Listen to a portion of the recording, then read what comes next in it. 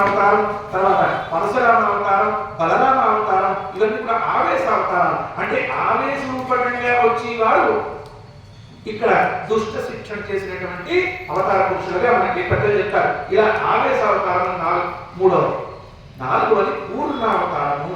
ఏమిటి పూర్ణావతారము? రామావతారాన్ని పూర్ణావతారం అంటారు. ఇంకా ఐదవది పరిపూర్ణావతారము. ఎంత పరిపూర్ణత అండి కృష్ణ పరమాత్మకి! ఎన్ని బాధలు పడ్డాడండి. రామచంద్రుడు బాధలు పడ్డాడని అనుకుంటాం, కానీ నిజంగా చెప్పాలంటే రామచంద్రుడు బాధలు పడలేదండి. అంటే నా అనుభవాన్ని చెప్తున్నా, నేను చదివినది విన్నదాన్ని బట్టి చూస్తే రామచంద్రుడు బాధలు పడినట్టు కనిపించదండి ఎక్కడ. ఇలా వెళ్తుంటే వాస్తవం డైవర్ట్ అయిపోతుంది, ఎక్కడికో వెళ్ళిపోతాం. రామచంద్రుడు కేవలం 14 సంవత్సరాలే అరణ్యవాసం చేశాడండి. ఎన్ని సంవత్సరాలు తను పాలన చేశాడు తెలిసింది?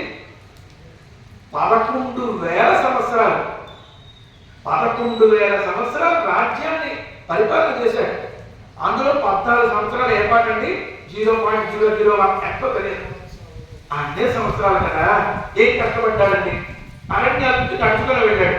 ఆయన పక్కన సీతమ్మ ఉందే, సీతమ్మతోనే వెళ్ళాడు. ఏం కష్టం అండి పాపం, నడుచుకొని వెళ్ళాడు. నడుచుకొని వెళ్తుంటే సీతమ్మ ఏమంటుంది తెలుసా? సీతమ్మ అంటుంది, మనం నారాయణలో వెళ్ళిపోతున్నాం తిరుపావు నుంచి. ఎందుకంటే రాముని విడిచిపెట్టి వెళ్ళలేమండి, రామ శబ్దం లేకుండా వెళ్ళలేము.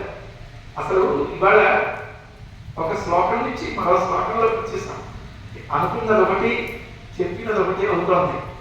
నామం అట్లాంటిదండి, రామనామం అట్లాంటిది.